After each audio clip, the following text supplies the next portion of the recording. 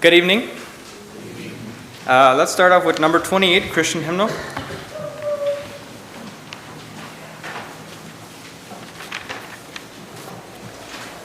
Heavenly sunlight. Defarge de Beauvais, unto you that fear my name shall the Son of Righteousness arise. Malachi 4, verse 2. Number 28.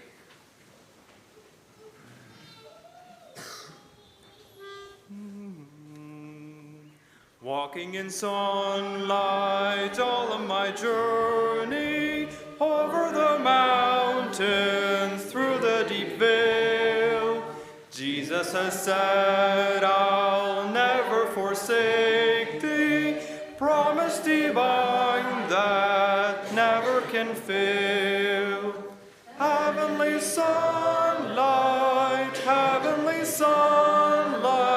flooding my soul with glory divine. Hallelujah, I am rejoicing, singing his praises, Jesus is mine. Shadows around me, shadows above me, never conceal my Savior and guide.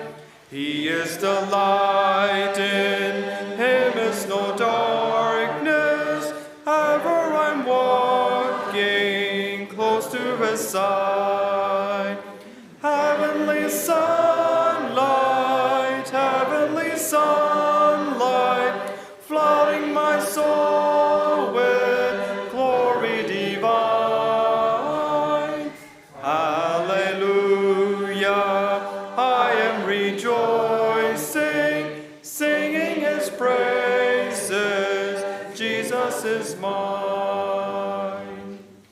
In the bright sunlight, ever rejoicing, pressing my way to mansions above, singing his praises, gladly I'm walking in sunlight of love. Heavenly sunlight, flooding my soul with glory divine. Hallelujah, I am rejoicing, singing his praises, Jesus is mine. 446.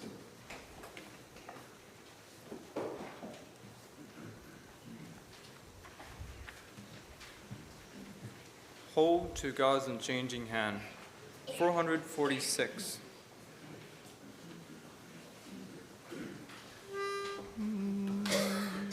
Time is filled with swift transition, not of earth unmoved can stand. Build your hopes on things eternal, hold to God's unchanging hand. Hold to God's unchanging hand.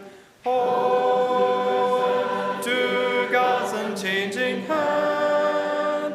Build your hopes on things eternal. Hold to God's unchanging hand. Trust in him who will not leave you, whatsoever years may bring. If by earthly friends forsaken, still more closely to him cling. Hold to God's unchanging hand.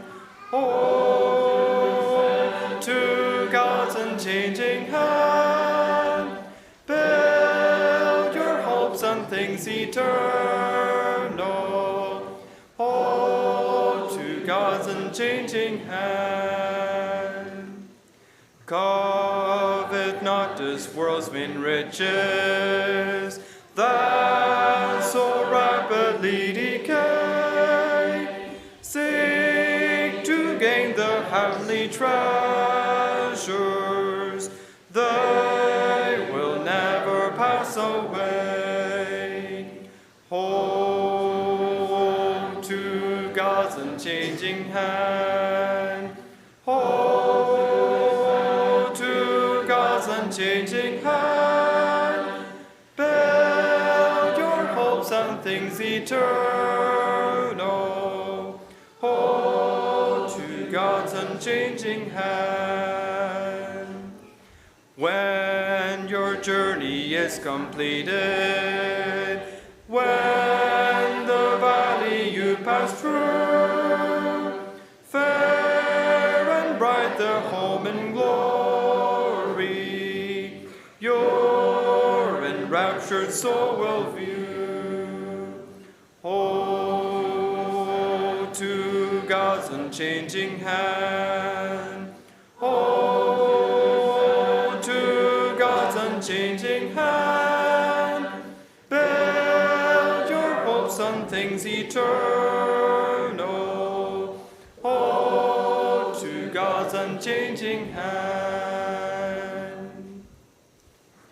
444. Christian, walk carefully. 444. No soul. Christian, walk carefully, danger is near. On in thy journey with trembling and fear. Snares from without and temptations within seek to entice thee once more into sin. Christian, walk carefully, Christian, walk carefully, Christian, walk carefully, danger is near. Christian, walk cheerfully through the fierce storm. Dark dole the sky with its threat of alarm. Soon will the clouds and the tempest be o'er. Rest evermore. Christian, walk cheerfully, Christian, walk cheerfully, Christian, walk cheerfully through the fierce storm. Christian, walk prayerfully, oft wilt thou fall, if thou forget on thy Saviour to call. Safe thou shalt walk through each trial and care, if thou art clad in the armor of prayer. Christian, walk prayerfully, Christian, walk prayerfully, Christian, walk prayerfully, fear lest thou fall. Christian, walk hopefully, sorrow and pain cease when the haven of rest thou shalt gain. Then from the lips of the judge thy reward, enter thou into the joy of thy Lord. Christian, walk hopefully, Christian, walk hopefully, Christian, walk hopefully, rest thou shalt gain.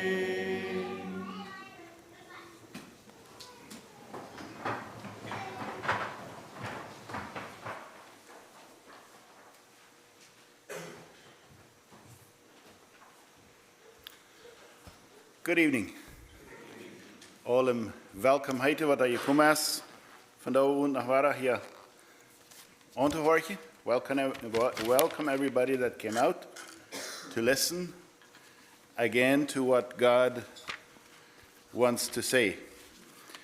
We hebben zeer fijne lieder gezongen, zeer passend voor dat wat we maandag al horen en dat wat we rekenen vandaag te horen. Denk ik, zo wordt het ook fijn bijpassen.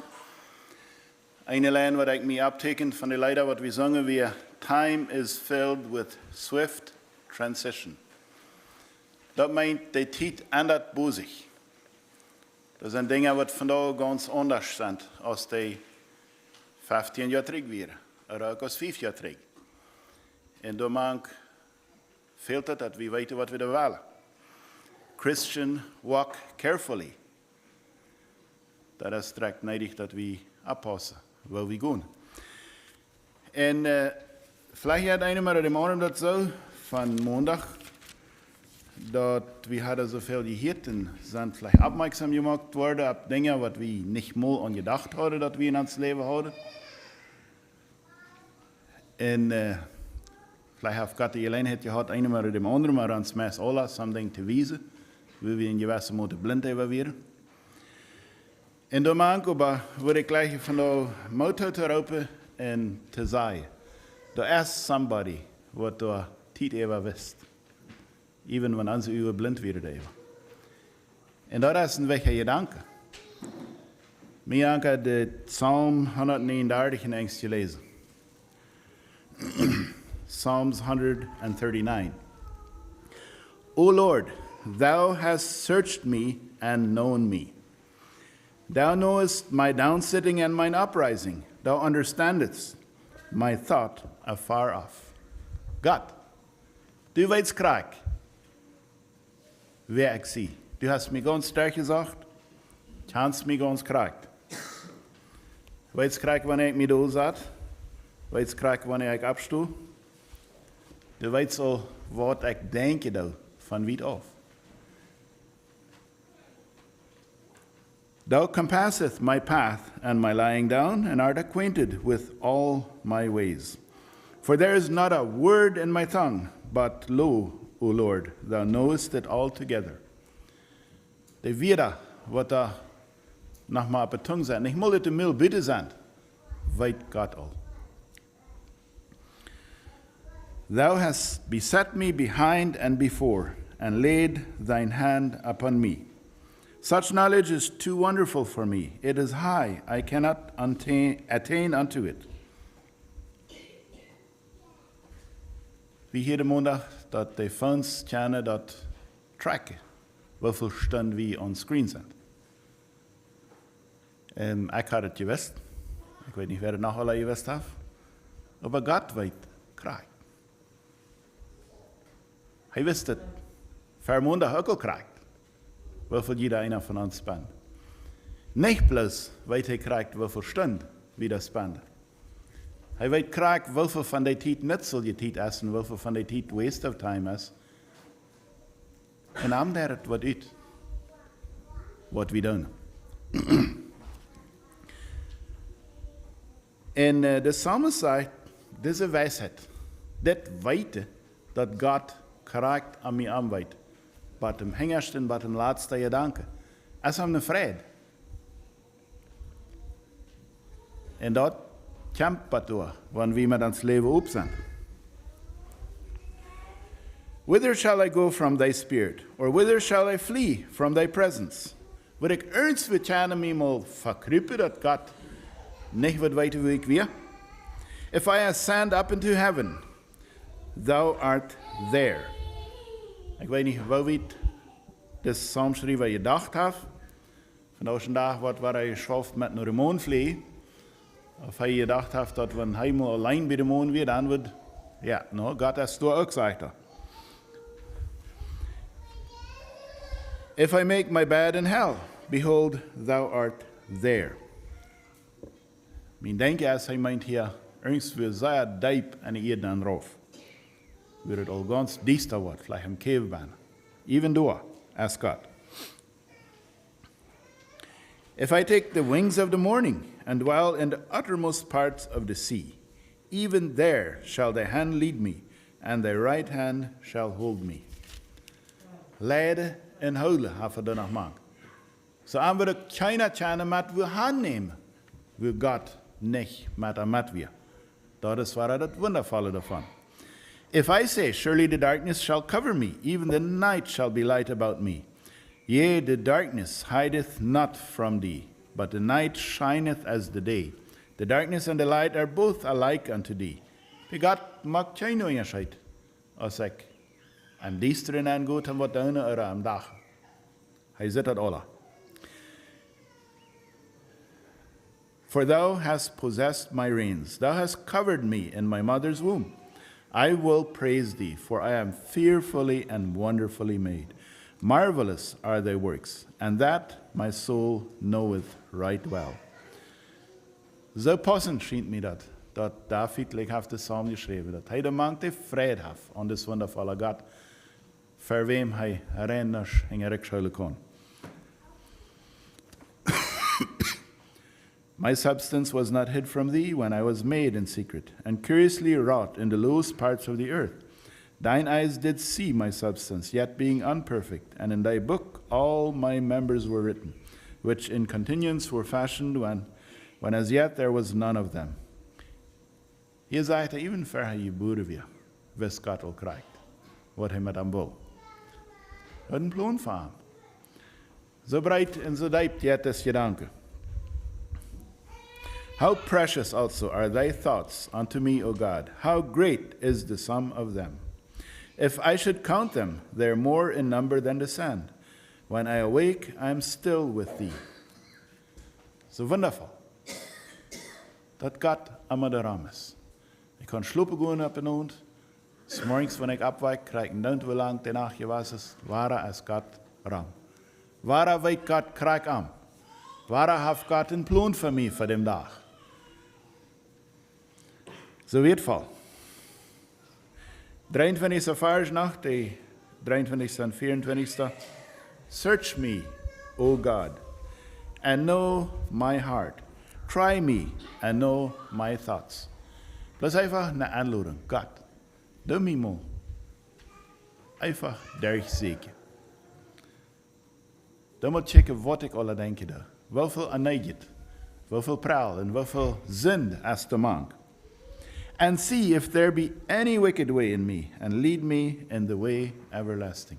Wanneer ernst wat mank is, wat niet de hand heeft voor die God, dan leid me bitte op de rechte weg. Zo wird verschieden me dat. Voor zo'n dingen als wie maandag van je hitte vandaag van hier wel. Wij willen ons opnemen van je bed. Grote lief tot je God en Vader. We danken dir voor de schöne Abend, wat u waren gegeven hast. We danken dir dat u ons die genade gegeven hast, dat we kunnen hier opkomen, we kunnen aanhoren wat u van ons was. Ik bid moest bijzonder met in zegen ons hier begeleiden. Ik bid moest u ons de harten open weg maken dat we rijdt zijn. Dat we ons van die dag zeven en dag zeker laten. Ik bid ook moest u Bruder Craig bijzonder durch ons zijn. Met in Jezus aanleiding geven dat hij wordt. Tjene die laten reden durch aan. En die noemen Jezus. Amen.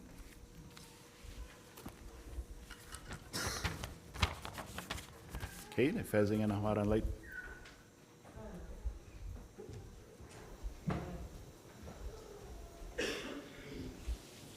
Okay, there's some light, light in the folders band, number 11. Though the angry surges roll.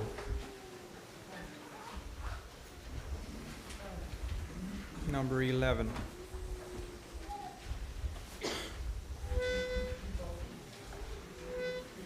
So, though the angry surges roll on my tempest-driven soul, I am peaceful, for I know, wildly though the winds may blow, I've an anchor safe and sure that can never more endure, and it holds my anchor holds. Blow your wildest and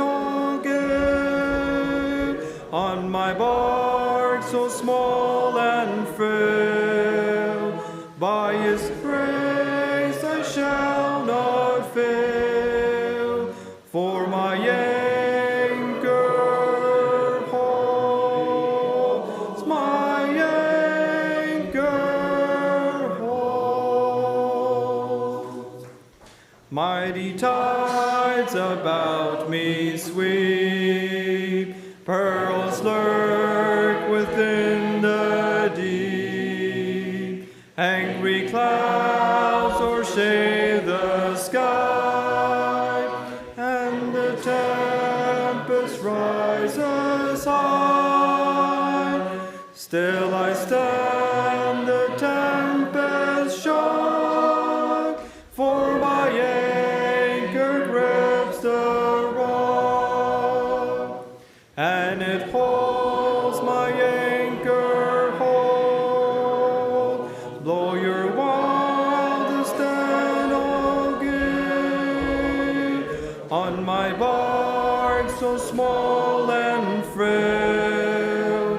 By His grace I shall not fail, for my anchor holds, my anchor holds.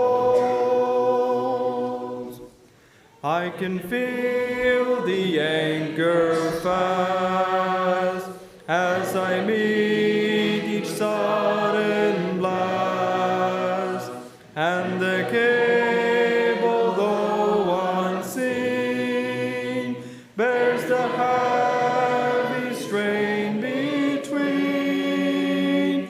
Through the storm I safely ride, till the turning of the tide, and it holds my anchor holds. Blow your wildest and all gay on my bark so small and frail.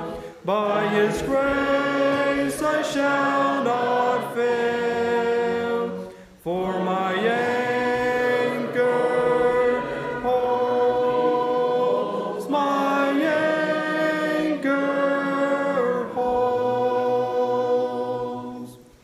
Troubles overwhelm the soul, griefs like billows o'er me roll. Tempters seek to lure astray, storms obscure the light of day. But in Christ I can be bold, I've an anchor that shall hold, and it holds, anchor holds. Blow your wildest and all gay on my bark so small and frail.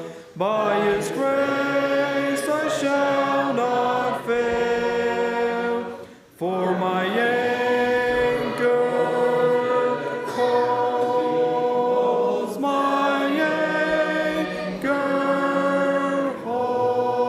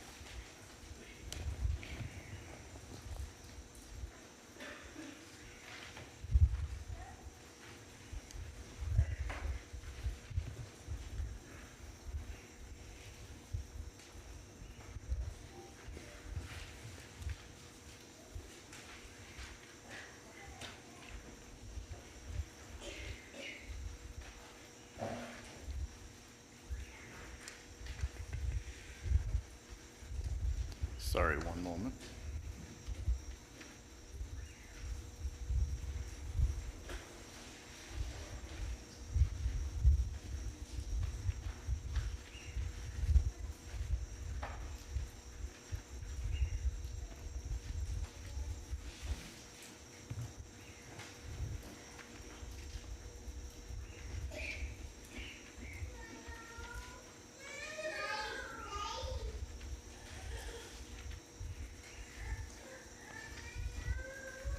Well, that wasn't supposed to happen that way. Technology. Let's do... Okay, well...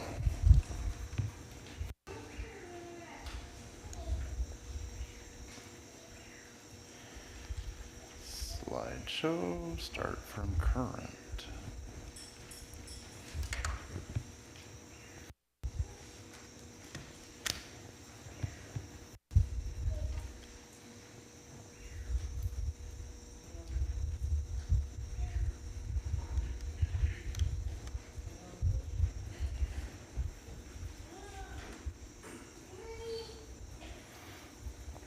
Slideshow first.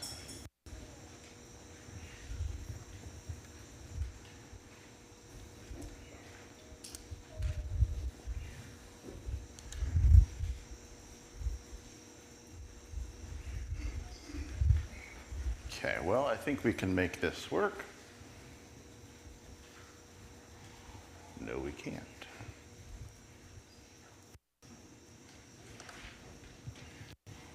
Let's close it and reopen it. I'm sorry, there it is.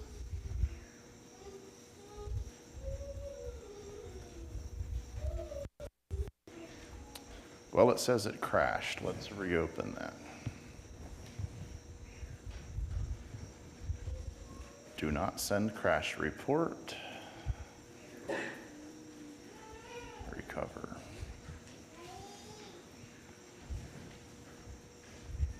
Okay, slideshow first. There we go. I'm sorry about that. Good evening. And hopefully you had a good day and are glad to be here tonight. We're going to be thinking about technology again tonight, and you just witnessed one of the not so delightful things about technology, that it doesn't always work when you want it to. For our discussion, we're using a very simple definition of technology. Technology is a broad word. It includes most things around us, and it's simply the application of science into practical things. But we're focusing in on one part of technology, which is information and communications technologies, and that would be things like phones, computers, tablets, and internet. And we talked about some of the challenges. We compared it to a bull on the loose, and what do you do with that bull? How do you take care of him? How do you keep him where he should be? What do you do with a bull that has a tendency to get out? And how can you keep track of him? And there are lots of opinions on how best to take care of the bull. There are lots of opinions on how best to take care of some of these challenges that happen, that technology brings. Technology isn't the only thing that causes or influences some of these things, but it does contribute a lot. So we talked about wasting time, how much time we can spend on screens and devices. We talked about the addictive powers of technology, how it gets a hold of us and it pulls us in and controls us, kind of like a person controls a dog. You call them and they come. Works of the flesh, some of the negative actions, sins that can come from technology or that it can encourage. We talked about how it changes relationships, how we tend to focus on relationships farther away. Our relationships close to us suffer. We talked about virtual reality, living in a world of a screen rather than in real life that God has made all around us to enjoy. We talked about mental atrophy, how screens and technology tend to affect how we think. We can become lazy, and it doesn't encourage deep thinking. God is not like Google or Amazon. God often works slowly and carefully, and we learn patience and perseverance. And we talked a little bit about the privacy and security concerns as well that come with it.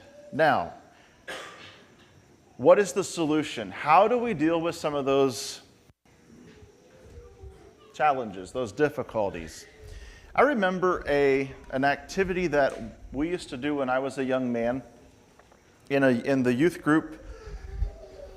We occasionally would play a kind of a simple, humorous game where you made a circle, and everybody in the circle was given an answer that they needed to say. The name of the game, by the way, is 9 Yards of Sausage. And so you were given one answer to respond with. So let's just say your answer was 9 yards of sausage.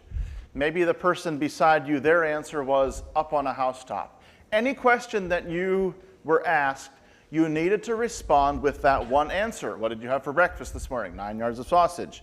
What did you do at work today? 9 yards of sausage. The same thing with the up on a housetop. Oh, where'd you sleep last night? Up on a housetop. Oh, really? Where did you work today? Up on a housetop. It's one answer. You get one answer for every single question that you're asked, and you have to say it with a straight face. Sometimes we treat technology like that. We come up with one answer, and we feel like that one answer needs to fit for every single thing that comes up with technology. For some people, that's no.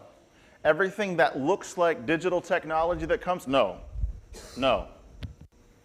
For some people, everything that comes along is yes, yes.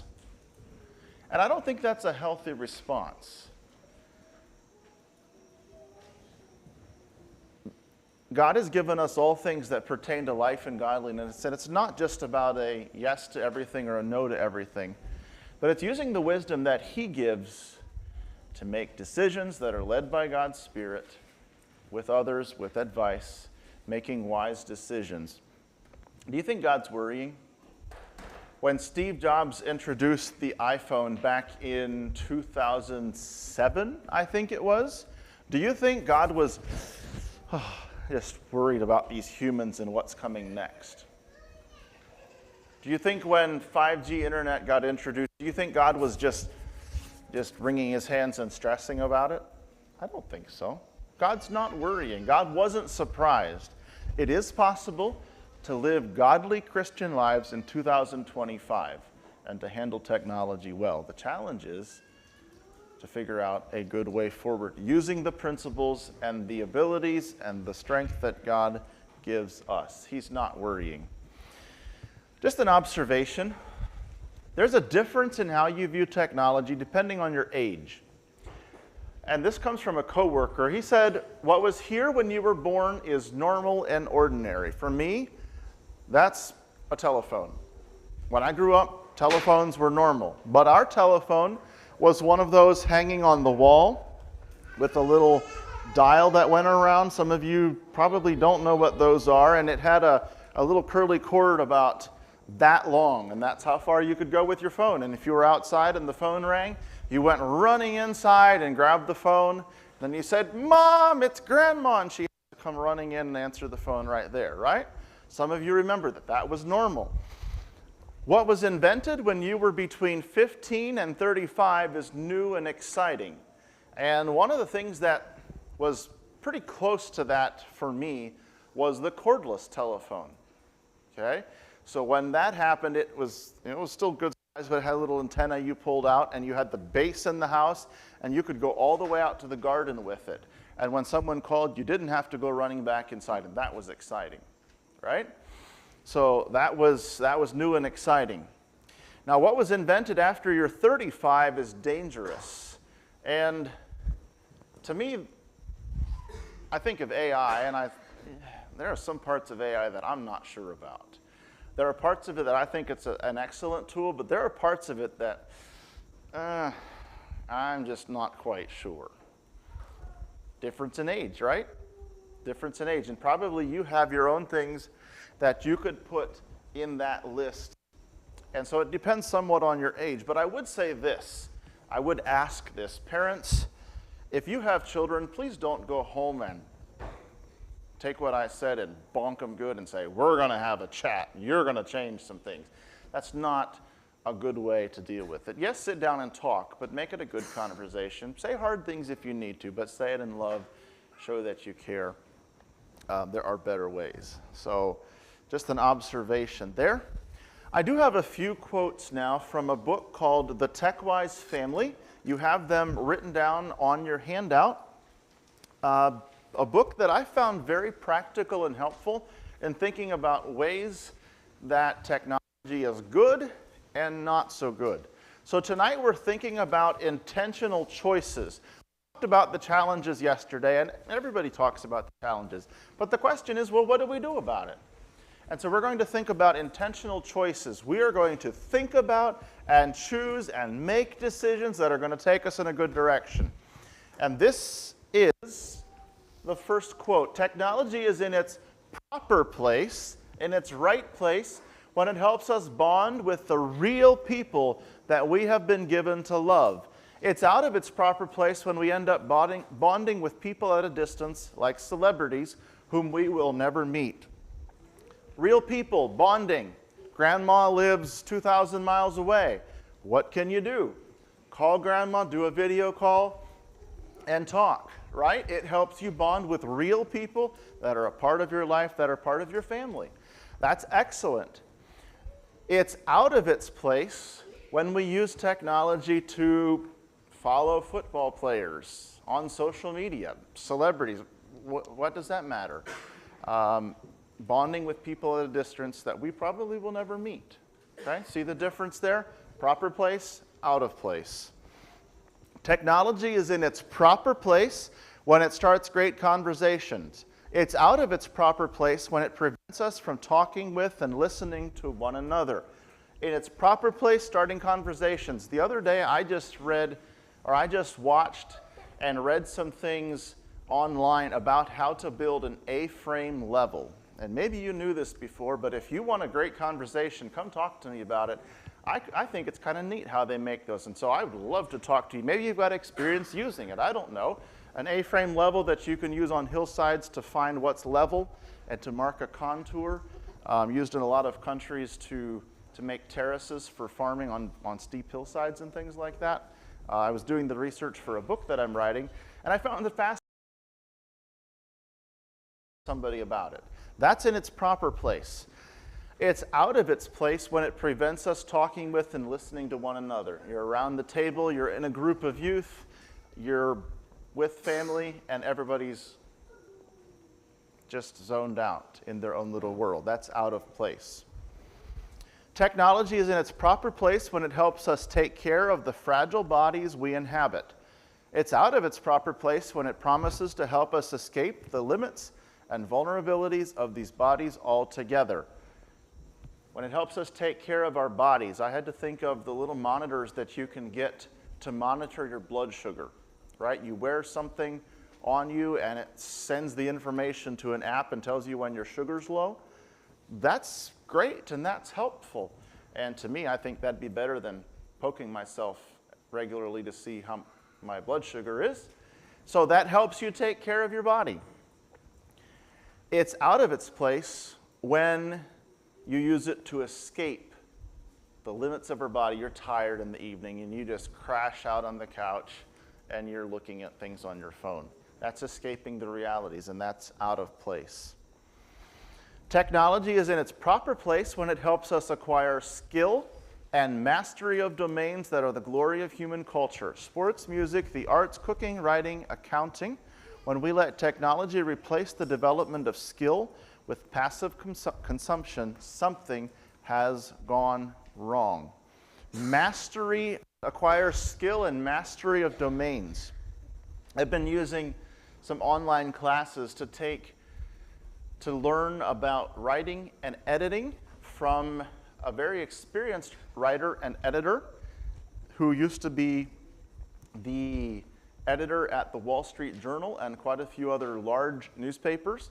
And now he's doing classes online where you can learn. And so he's teaching. And I think it's excellent that I can learn from an excellent, skilled writer and editor that I would never be able to meet in person. I think that's wonderful. Or just last week, we started practicing choir songs for some programs coming up. And we have a playlist that we can listen to a number of the songs and help us practice. And in playing that playlist a number of times, I and my family, we can start to sing a number of those songs. Just all of a sudden, those songs come to mind. It helps us master some things, and that's wonderful. That's in its proper place. When it becomes passive consumption, an hour scrolling YouTube or Facebook, that's a problem. That's out of its proper place. Technology is in its proper place when it helps us cultivate awe for the created world we are a part of and responsible for stewarding. It's out of its proper place when it keeps us from engaging the wild and wonderful natural world with all of our senses. Watching a video about some conservation efforts in Africa or wildlife on the other side of the world you'll never get to, and wow, cultivates awe. But if you do that instead of going outside and doing things outside, that's out of its proper place. Technology is in its proper place only when you use it with intention and care. Technology is much like children's toys, stuffed creatures, and minor treasures. It finds its way underfoot all over the house and all over our lives. If we aren't intentional and careful, we'll end up with a quite extraordinary mess. Ladies, you can identify with that. You aren't careful having the children clean up for part of a day, and shortly you've got stuff everywhere. All right, time to clean up, if you're not careful, it becomes a mess. And that's like technology. It takes care. We have to be on guard or we end up with a disaster. All right, those quotes are from the book Tech-Wise Family by Andy Crouch. I appreciate his thoughts very much. One last quote from him. He says, "There is a better way. This better way is radical. It requires making choices that most of our neighbors aren't making. It requires making choices that most of our neighbors in church aren't making." Am I saying to avoid all technology? No, I'm not. That doesn't really seem to be a sustainable method, just in my observation. But it may mean saying no to some things. Just remember the bull and think about how you handle something like that. I've got 4 principles that I'd like to point us to tonight. Foundational things that I think are important for managing technology. And then after those 4 things, we're going to look at some practical things. I collect advice, and so I've collected a number of things, and we're going to just go through some of the practical things that I've found. But first, 4 things. You should have a triangle like that down in the bottom corner of your handout. And the lines are a little hard to see, but there are 4 spaces where you can write in these words as we go.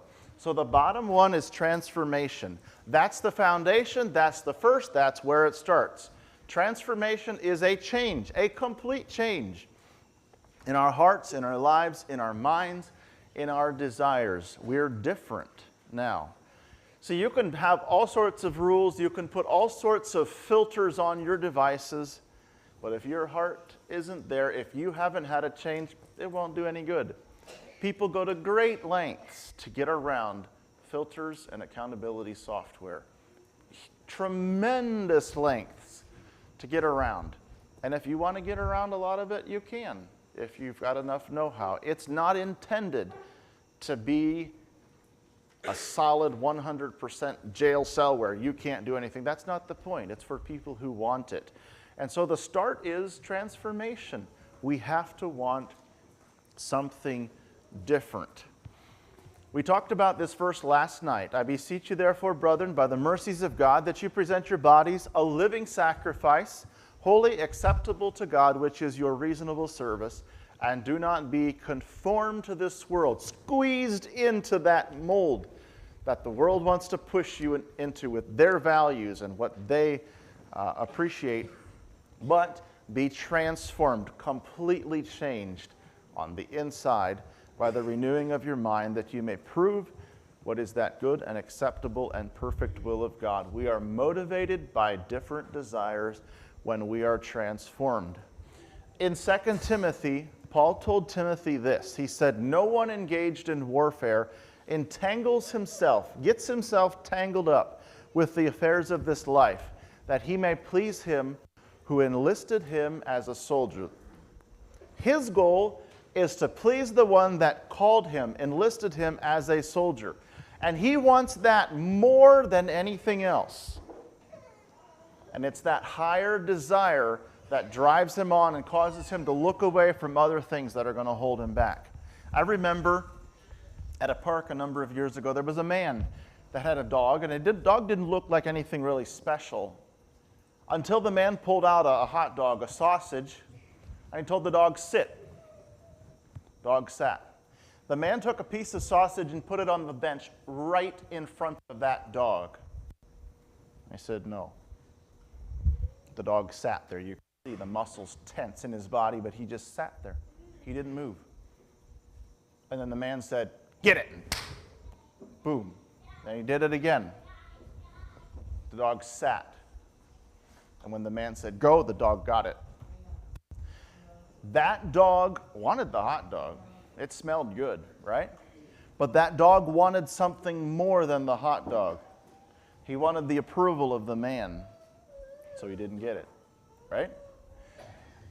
There are lots of things that smell good, that look appealing and appetizing and attractive. But there's something that holds us back. It's that transformation inside. It's that desire that we want something more. We want to please the one that's called us. And so, no, I'm not going to touch it. We want something more. We're not interested when Satan presents us with things like that. The second thing is meaningful relationships. God did not intend that we live the Christian life by ourselves. We need others. And we're going to go through a few of the meaningful relationships that God intends us to have. The first one with our peers, those our age, similar in age, friends, choosing to have meaningful relationships, in-person relationships, spending time together with the people around us, doing things together, hiking, walking, running, biking. Find things that you enjoy, do them together, and cultivate meaningful relationships face to face. There's a depth that you can get when it's face to face that you can't do through a distance relationship. Family. We need family relationships. We need that meaningful relationship we can't let technology hinder that, but even more than that, God has created us for that, and that's one of the things that helps us use technology well. Do meals together and don't even have the phone at the table, either in your pocket or put it in another room somewhere. Doing things together without the phone, making memories. As a church, God intended us to have deep, meaningful relationships in church. We care about each other. We find ways to serve each other. We ask, how are you doing? Is there something I can do to help you? We're present at services. We talk afterward. People in healthy churches find every reason to get together. They love to be together. And so they come up with any reason possible to be together because they enjoy it. It is interesting that sometimes people know better how to pray for somebody 2,000 miles away than they do for somebody else in church, right? It shouldn't be that way. We should know more how to pray for the people that are right around us than somebody else who's miles and miles and miles away who's struggling. I'm not saying it's wrong to know that, but we should have a deeper relationship here. Elders, those older than us, older people, go and visit. Ask their advice. Ask them to share memories, lessons they learned. Often they would love to tell stories and tell some of those lessons they've learned, but maybe they're not sure if people are interested, want to hear. And also, we need older advisors, somebody that we can ask the hard questions, somebody that we can trust.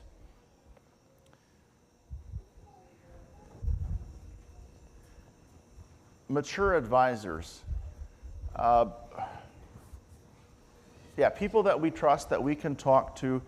In all of these relationships, when we do face-to-face relationships with like this, there's a part of it that we don't experience in digital relationships. Because in a digital relationship, you can hit the end button, you can simply set it back, and that's it. But you can't do that face to face. You're forced to relate, even if it's difficult relationships, and to work through and to learn how to do conflict, and that's healthy for us. We need to have that level of commitment, that level of relationship.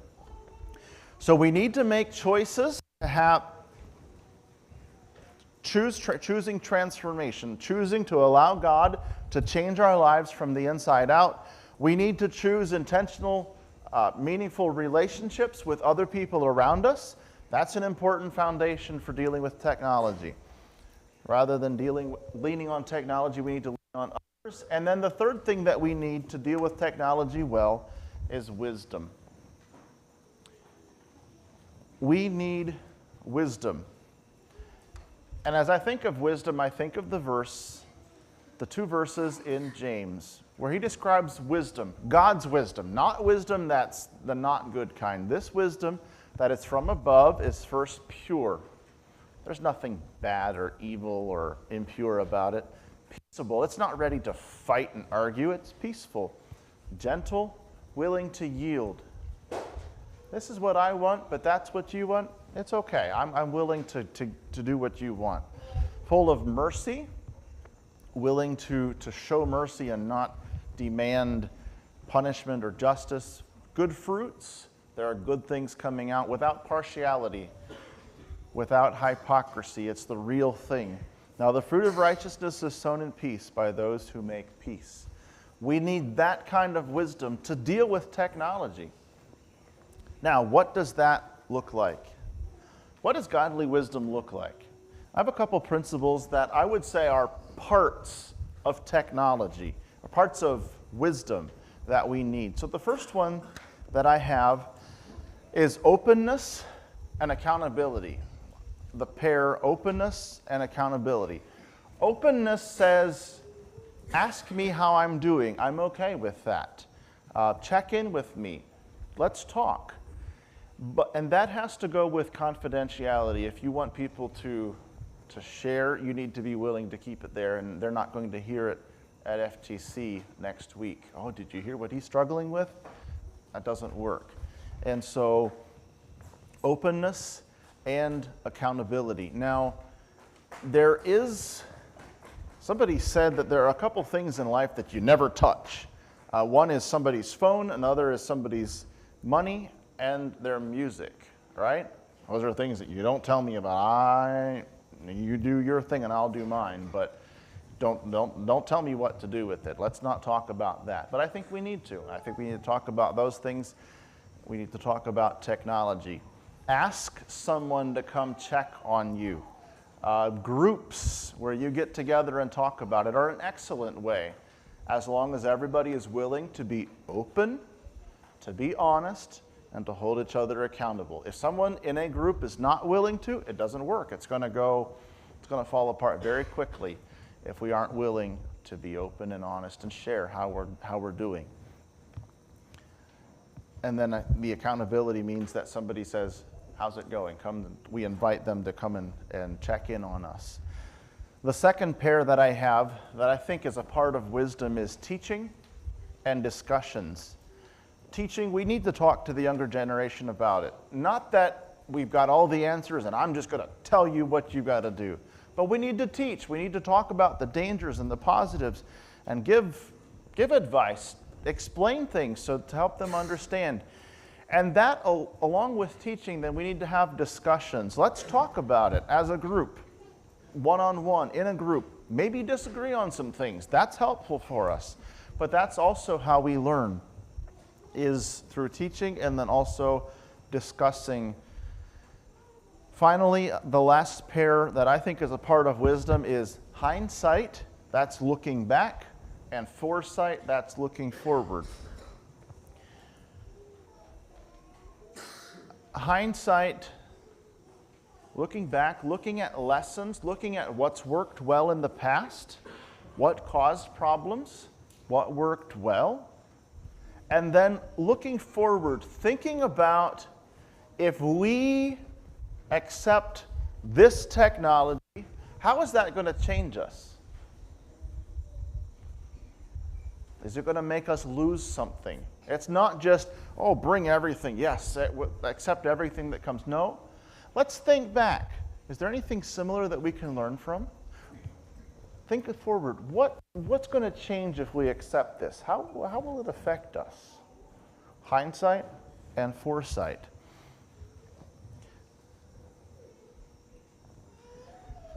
So we've got transformation.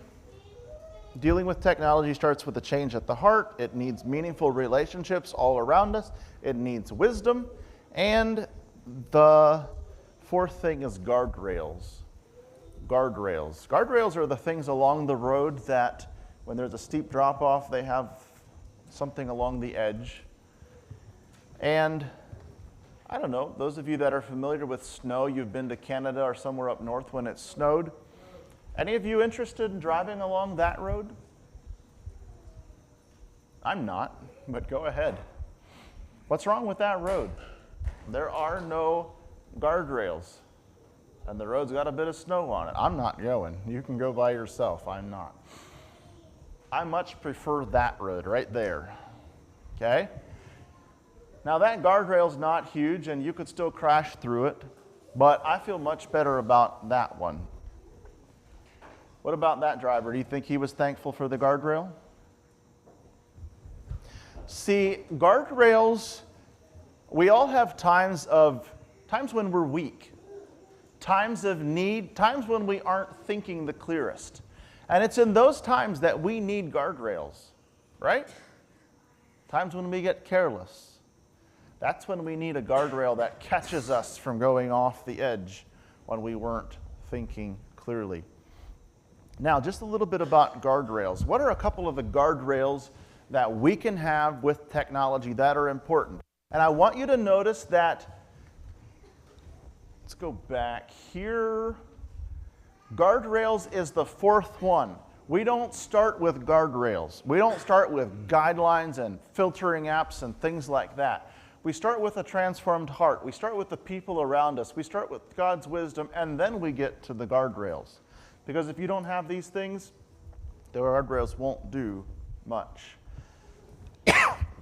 Guidelines. Guidelines are important. There's a difference of opinion as to who sets the guidelines. Some people feel like the government should. The government, at least in the United States, is trying to make laws about giving social media to young children. There's been a lot of study that says it's harmful for children, and so they're trying to make rules about how young or how old children have to be before they can have a certain social media accounts. The government's trying to make the rules. Others say the church needs to make the rules, and so the church makes a bunch of guidelines, and if you want to access a certain website, you basically have to get church approval to be able to go to a website. I'm not sure that I would put the responsibility there. Others would say the family, others would say personally. There's value in some guidelines at some level. Filtering and accountability apps. Filtering apps, something on your phone or computer that basically blocks out some of the negative things. Are they perfect? No. Are they helpful? Yes. So filtering apps block out some of the negative things. Accountability apps keep track of what you're doing and send a report to somebody else. Once a day, once a week, once a month, and they can see what you did. And if you went somewhere that probably wasn't a good website, it flags it, and the other person can see what you did. And then they call you up and say, hey, I'm just concerned about you. This showed up in your report. What happened? And so it needs to go with someone that you trust, someone that you know cares about you. Often those two things are combined, not always. Both have their place.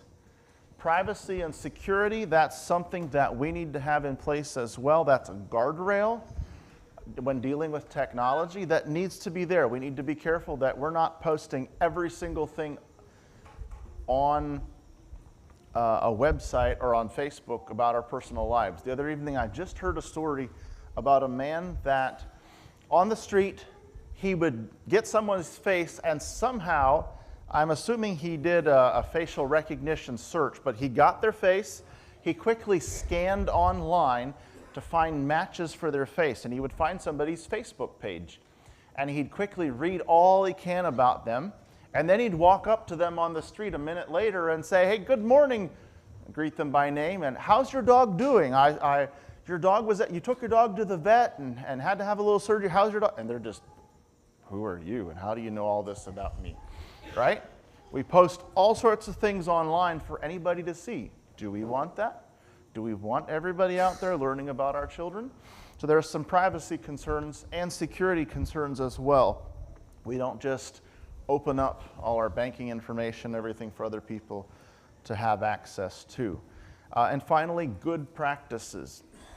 Good practices would be, using it when others are around, not having your phone right beside your bed, turning your internet off at certain times, at night maybe, some of those practices that are helpful. And those are a few guardrails that we can use. So those would be the 4 things that I think are important, starting from the bottom up, that are important when dealing with technology. Now, we're going to jump into some practical advice. I collect advice, and the other evening I heard, as we were talking outside, I heard some more excellent things that I added in on the end. Just wisdom, practical things. I would say this. I have a decent list here. Don't go home and try to do them all tomorrow morning. Figure out what's going to help me with the things that I'm struggling with. What do I need? And then try some of those. Number 1, silence notifications and delete unnecessary apps. You probably don't need to get an alert every time an email comes in. Silence it. Certain WhatsApp groups, buy and sell WhatsApp groups, silence them. There's no need to have that clanking all day long, right? Delete unnecessary apps. When I was studying and reading over that today, I said, you know what? I downloaded a few extra apps trying to find a timer for the other evening to do my 20-second tapping thing, and I left those other apps on. So I went through and deleted some of those extra apps. Delete them. And some people even get aggressive, just clean house on it. Sometimes that can be helpful. Use a time tracking app. iPhone and Android phones both have that built in now, where you can see how much time you use on which apps. And that can be really helpful. And then you can set goals and things like that. So it's built in. Figure if you don't know how to use it, ask somebody. It's not that difficult to get there and to see how you're doing. Take a digital Sabbath or a phone fast. Take a time where you simply set it back. Just stop and do something else. Just set it back for a little while. That can be healthy for us. You can schedule it in regularly. You can do it once in a while, but a time where you just simply stop. Decide on bedtimes and locations for your devices. If you're a parent, you put your children to bed, right? And you kind of have a bedtime. Well, pick a bedtime for your devices and pick a spot where they're going to sleep for the night. Not right beside your bed or on your pillow, but pick a spot away from you where they're not going to disturb you all night and where you don't have to, cuddle them all the way to bed. Establish age, time, and activity limits. This primarily is with children. What age do they get a phone? That's a big question. All the children are listening very carefully, right? Oh, when do I get a phone? And when you're about 18 or 21 or something. And when is that time? And so think about that, talk about that. Time limits. How much time do you get? I know some parents, as their children are getting older, they'll give it to them for 15 minutes, half hour, and say, this is your time. If you need to look something up, here you go, but you get this amount of time. Activity limits. You can set restrictions on apps. You get a certain amount of time on this app, or you can't use this app after a certain amount of time. You can even do this to yourself. You can say, I get 10 minutes on Facebook, and after that, done. And it's going to change what you do. You're not going to be endlessly scrolling. So set some limits for children or even for yourself. Number 6, establish areas and times that are no screen zones. One of those being meal times around the table. That's a no screen zone. Just don't even bring the phones there. Number 7, have an open phone policy. This can be very helpful, husband and wife. Your wife's got your password. She can unlock your phone. She can check it. You don't have anything to hide from her. And that can even include shared accounts, social media or things like that. One account that you share, depending on what you use it for. But that can keep you accountable with what you're doing on there if you're trying to limit that. Open phone, I have nothing to hide. She can check it anytime. Talk about it with your children. We are today raising children in a world that's very different than when our parents raised children. And I think it's still possible to raise children for God, but we have a different set of challenges. And as parents, we're facing something that parents in the past haven't faced. So talk about it. Have a relationship so you can talk about what's okay and what's not okay. You don't have to know everything about technology to be able to talk with them. Just have that open relationship. Stay acquainted with the current issues and challenges. I'm not saying you have to know everything of what's going on, but at least be familiar with what's happening. What's the latest? Wait a minute. Now, what's this? Oh, this other app that just came out is really popular. Well, what does it do? Oh, I don't think we need that. Just be familiar with what's happening. Install limitations, filters, or accountability on devices. A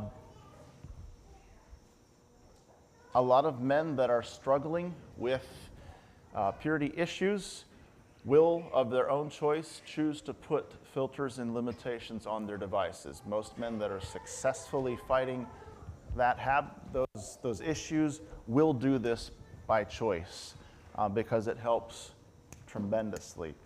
But even otherwise, set a time limit. Good options. Set up an accountability report that somebody else gets. That can be a very helpful thing. Work with a plan. If you go online, have a little bit of an idea of what you're going to do while you're online. Limit the time. In South Korea, in the schools there, the children would spend hours online. So they decided to change something. They decided to have an adult sitting beside the child while they did their things online. You know what happened? They went from hours to they got everything done in 20 minutes. Isn't that neat? 20 minutes. Just because all of a sudden they had more of a plan for what they were going to do. Number 12, parents be an example. We can't expect our children to have good habits if we don't. And so we as parents need to figure out what we can do to be a good example as well. Prioritize those geographically close to you. If you're with people, be with them, right? It's like the Bible school thing. Don't be messaging people at home when you're at Bible school, and then at home you message the people from Bible school. Wherever you are, be there. Parents, give your children opportunities to build diverse, solid relationships. So if you say, you know what, children, we're not going to do phones until you're older. That's great. But then give them opportunities to do some other things. Give them opportunities to build relationships with other people in real life, not just across a screen. Give them something better. Prioritize physical presence at church services, weddings, funerals, and other special events. Whenever possible, be there. Make that a priority to be there. For anything important, put the screen away or trade phones. That can work on a date. If you and your wife are tempted to scroll phones instead of talk. We were just out Valentine's evening and observed another couple and taking pictures and posting them, and and adjusting the lighting on the picture, and like how boring to spend a whole evening, a special evening out, and you spend it on your phone. I don't know why that's so special. And so put it away, leave it at home, or trade phones. You take her phone, she takes your phone, and you're not going to be, doing the same things on her phone that you would on yours. Meeting, collect phones, put them in a basket, and then you get them afterward. That works. Not everybody likes it, but it works. Provide better alternatives. We mentioned that a little bit. If you're going to say no, make sure you give better alternatives. That can be hard, especially if you don't use a phone as a babysitter. Giving better options can be challenging sometimes, but it's worth it. Keep tech a tool, not a toy. It's not something that you play with. Keep it something more like a tool. Find activities that keep the mind alive and growing instead of just scrolling YouTube and Facebook. Find things that engage your mind, that help you think deeply. Word games, number games, anything that keeps you, even quilting is way better than scrolling Facebook. It engages your mind in different ways. Number 20, slow down the information. On Facebook and places like that, just the information comes flying at you, and it's intended that you're just scrolling through and you get a little bit here and a headline there and a headline there. You don't really think deeply. So just slow it down. Stop and read carefully. Slow it down. If you get a bunch of emails, unsubscribe from a bunch of them. Choose just a few that you want to keep. 21, maintain a teachable spirit, but be careful with sources.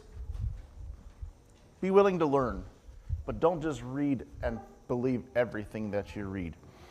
A couple things that I heard since that I added on: set limits for how much screen time you use, and then reward yourself if you meet your goal. Just because you can do something doesn't mean that you should. You probably could have Facebook, but does that mean you should? Well, you don't have to. Just because it's not illegal doesn't mean you have to do it. Don't just ask if something's right or wrong. Ask, well, what's wrong with it? Instead, ask yourself, is it wise? Is it wise? Is it helpful? And then think about, do I really want some of this stuff shaping the minds of my children? Just a few practical things that I've collected. I mentioned, I'm going to go over just a couple privacy and security things. I think we talked about it just a little bit the other night. I want to mention it because it's coming closer and closer. I've started working, not daily, but often with people who would benefit from hearing this, and there are people who are targeting our groups because they can get money, and so they call up an older lady and drain her life savings that she was counting on after her husband died. She was counting on this, and they don't care. They take her money. A man that's buying a dump truck, and hackers intercept his email, send him different bank information, he wires the money, and he's out thousands and thousands of dollars. These things happen. So use good passwords, strong passwords. Safely store them in a password manager or somewhere where people aren't going to get them. Two-factor authentication means you need your password plus something else to get into your email. Don't respond to unsolicited requests. So you get an email that says, oh, you've won $1 million, or this man in Africa left $1 million, and all you have to do is send the bank information and we'll transfer it. And wait a minute, that doesn't sound right. Don't go there. Don't respond to those things. Download things from reliable sources only. You can easily download a virus or malware or things like that that can cause problems. Use an antivirus program. Newer computers come with some built in, but you can put your own on top of it if you want. Be careful on public Wi-Fi, especially when you're traveling, doing banking and things like that. People can intercept your traffic when you think it's just you and somebody else, and they're actually intercepting your traffic and stealing it. Don't email sensitive information. Never email credit card information, things like that. Email is not a secure way to do it. Don't do it. or passwords or things like that. Don't email them. Don't post personal information online, Facebook and elsewhere. If you post it, it's public. Don't open unfamiliar links or attachments. That's an excellent way to get viruses and attack your computer. Don't share personal information with strangers. Somebody contacts you, young ladies, and says, hey, how are you? And you start chatting back and forth, and shall we meet somewhere? And don't go there. Don't go there. All right, now some practical resources yet to finish up. A few free options. These are just practical tools that you can use. And if you have more, I would love to hear them. I kind of collect things like this and enjoy sharing helpful tools with other people. So on iPhone, you have screen time, and on Android, you have digital well-being and parental controls. That tracks your time, and you can limit apps. And so on the phone, a free option, you can set up some limitations on there as well. Android also has something called Family Link, which you can use to manage devices for children and limit some things. If you have internet at home and you have a router at home and it's yours, you can change settings on the router and enter some DNS records, and it basically puts a little bit of a filter right on the router. You need a little technical knowledge to do it, but there are instructions online that walk you through step by step on a lot of home routers that you can do it yourself. And if you just go online and search for OpenDNS Family Shield, that's the standard one. If you put those settings on your router, it's just a general block that kind of blocks the bad stuff. Maybe not perfectly, but it gets rid of some of it. Any device that connects to that Wi-Fi can't access some of those things. If you want a little more option, you can use OpenDNS Home, which is still free, but you can customize it. You can say, we're going to block these categories of things. And it's right on your router, and anything that connects to it can't access that. So those are good options if you have a home router. If you use YouTube, but don't like all the videos that pop up along the side, sometimes negative things show up there. They want you to click on those. You can install an extension in your browser called DFTube, Distraction Tube, and it blocks that whole list. And then you just see the one that you pulled up to watch.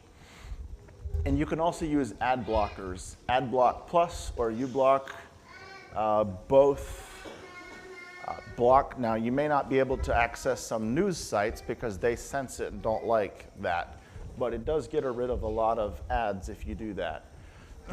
Some paid options.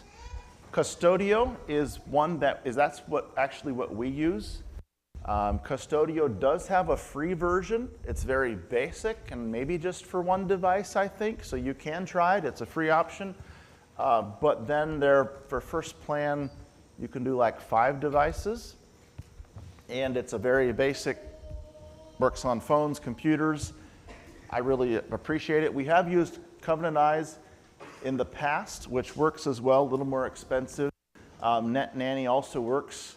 Those are filtering options, and they also have accountability in them. Accountable to you and Ever Accountable are just accountability. They don't block things, but they monitor and send reports. And they both do a good job. The company I work for, Eat My People, has a lot of filtering options. Those will be a little more expensive, but they're still options. 2 other helpful resources. Freedom Fight for men that are struggling with purity. Freedom Fight is an app and a program that works very well. Up until a couple of weeks ago, it was free. Now they do charge a little bit for it, but it's still a good option. And then Hope Journey Guide was started by Arthur Knisley, working with men one-on-one over Zoom, providing counseling and help for men with purity. And he is actually coming here in May and doing training. So we do have that option as well for those interested. Other helpful resources, the freedomfight.org and Hope Journey Guide, those are the websites for the two I just mentioned. I'll mention this, humanetech.com/take control. That website has a whole list of very helpful, practical things that you can do to manage technology well. I didn't include everything that they have because they do a good job of explaining it out. They've got practical suggestions. It is not from a Christian perspective, so you do have a little bit of that flavor coming through, but I still think there's a lot of good that you can pull from there. A lot of practical tips. A couple talks yet that you can find by searching them online. Overcoming the Overwhelm by a friend of mine named Austin Lapp, especially helpful for people who work on computers all day. How do you handle that well? And then Simon Sinek, I think is how you say his name, not a Christian man, but very interesting perspective on technology, what it's doing to us. You can search those two talks by him. Very, very, very interesting. I think everybody ought to listen to those, to listen to that perspective. 2 articles, Why Teach in the Age of Google? Why teach if you can just Google it? And Steve Jobs, the man that ran Apple and introduced the iPhone, was a low-tech parent. You'd be surprised at what he did and didn't allow with his children. Not everybody in the tech industry gives tech to their children. I wonder why. Books, Surviving the Tech Tsunami and the Tech Talk by Gary Miller, TechWise Family by Andy Crouch. I highly recommend those books. These books also have some good things in. Digital Cocaine talks about how tech is like cocaine and addicts us. And then these last two have a chapter in on technology that I really appreciated. The whole book is about other things, and I'm not saying that I would endorse everything else in the book, but those 2 chapters are extremely helpful in thinking well about technology. So if you want to read something, there are 2 options as well. All right. We talked about the challenges. It's all around us. We've observed it in our lives. We've seen it in other people. We know they're there. What do we do with that bull on the loose? We know it's a problem. We know we need to do something about it. I would encourage you to discuss the challenges as a church, as a family, as men and ladies. Discuss those challenges. What are the biggest challenges? And talk about it. And then discuss, what do you think would help? What are some practical things we could do? What are the principles we need to remember here? Discuss those things. We've left a lot of those things out there that you can continue the discussion. 4 things that are an important part of dealing with technology. We need a transformed life. We need meaningful relationships with people around us. We need wisdom from God. And we need guardrails in our lives. I'd like to end with 2 verses. For God has not given us the spirit of fear, but of power and of love and a sound mind. We don't have to hide in a corner somewhere, terrified about what's happening and that life and the world is out of control. It's not that way. There's no need to fear. And then in 2 Peter chapter 1, Peter says this, Grace and peace be multiplied to you in the knowledge of God and of Jesus our Lord, as his divine power has given us all things that pertain to life and godliness, through the knowledge of him who called us by glory and virtue, by which have been given to us exceedingly great and precious promises, that through these you may be partakers of the divine nature, having escaped the corruption that is in the world through lust. We have been given great and precious promises, all things that pertain to life and godliness. God has given us that, and we can be faithful, we can be victorious through all of these challenges. That's my encouragement to you. God bless you as you wrestle with this, as you talk about what are we going to do? What's a good way forward? How can we use this well? How can we use this to build God's kingdom?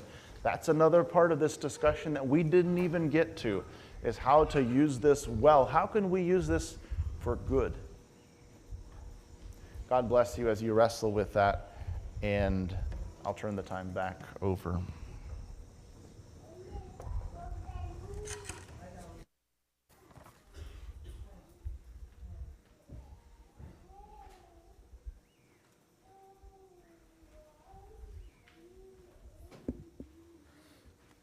Of light sing, number 378.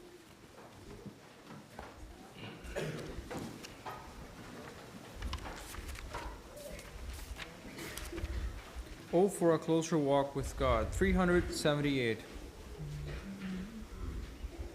Oh, for a closer walk with God, a calm and heavenly frame, a light to shine upon the road that leads me to the Lamb. Where is the blessedness I knew when first I saw the Lord? Where is the soul refreshing view of Jesus and His Word? The dearest idol I have known, whate'er that idol be, help me that idol to dethrone and worship only Thee. So shall my walk be close with God, calm and serene my frame, so purer light shall mark the road that leads me to the Lamb.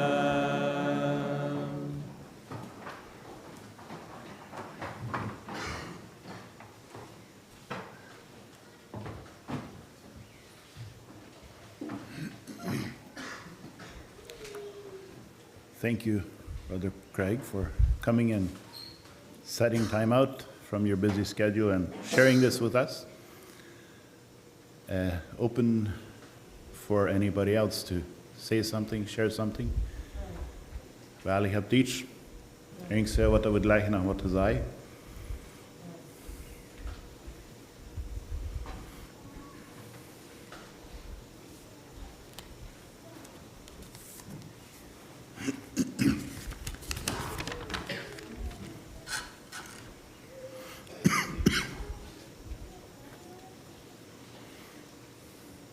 When you don't have God surprise you or upgrade you or technology uptake, har vi på någon av upgrade den av kultur, eller vad så är det framför så att det var tänkt att man avlagar så vi drog. Det var vi som gav över det var så. Ja, det på sehr starke Falschkreck in der Hinsicht handelt zum Schluss. Gott hat versprochen, uns dort zu geben, was es braucht, für die Umstände, wie er uns nicht gesagt.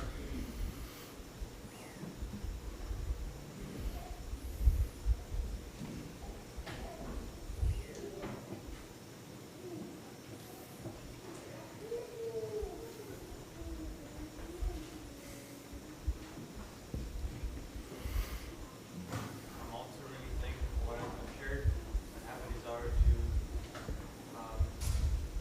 technology for the glory of God.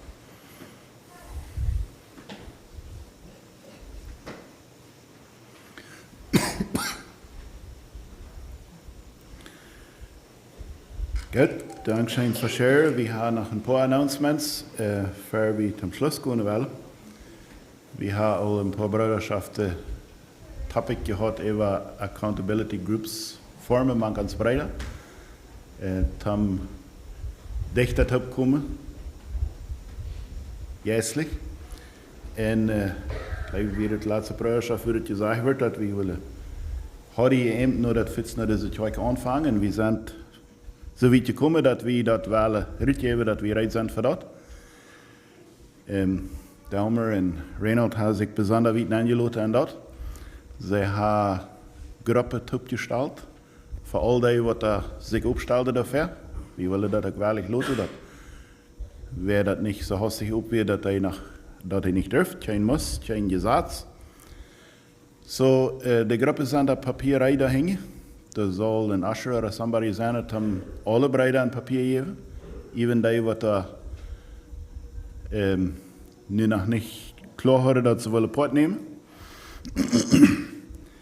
En we zijn alle breiden aangeladen van een korte meeting. Nu zinnend, klok 6 morgens. En niet plus die wat op deze lijst boven zijn. Alle breiden zijn vrij te komen. Zinnend klok 6 morgens bij Aguacate Lagoon. We willen krijgen over dit een beetje meer details share. Klein beetje hoortje wat je in dat jet, want je geen papieren van je krijgen over de groepen. Vielleicht fehlt da viel wat rechter stellen, wat allemaal da alle wat zijn. Alle eingeladen, klok 6 morgens en het ziel is dat veel voor 37 te hebben. Zo'n 3-4 Stunden dort op. En we daar zaten wel zijn in een stel metbrengen. En nogmaals, alle welkom alle breiden welkom, even die wat niet abgesend hebben voor dit accountability stuff. Vrouwen, over dat? Klaar je nu?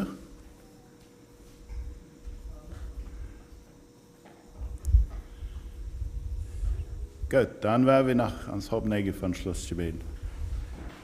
Grote liefde je Gott en Vater, we danken dir dat u vandaag nacht ans reden is. We danken dir dat u kracht en alle tijd door hast, wat het brukt, en dat we kunnen een leven vieren wie du kosten wil je volgen ha. Herr, ik bid, moest u bijzonder zijn wat er gekomen is, dat we weer durch dort kunnen gebüht worden en noorden naar die komen, noorden naar ons amzag. Omdat we wirklich weer een sterker licht zijn voor die en die kingdom te schaffen. Dit bidden we, danken we in die naam Jezus. Amen. Zij dismissed.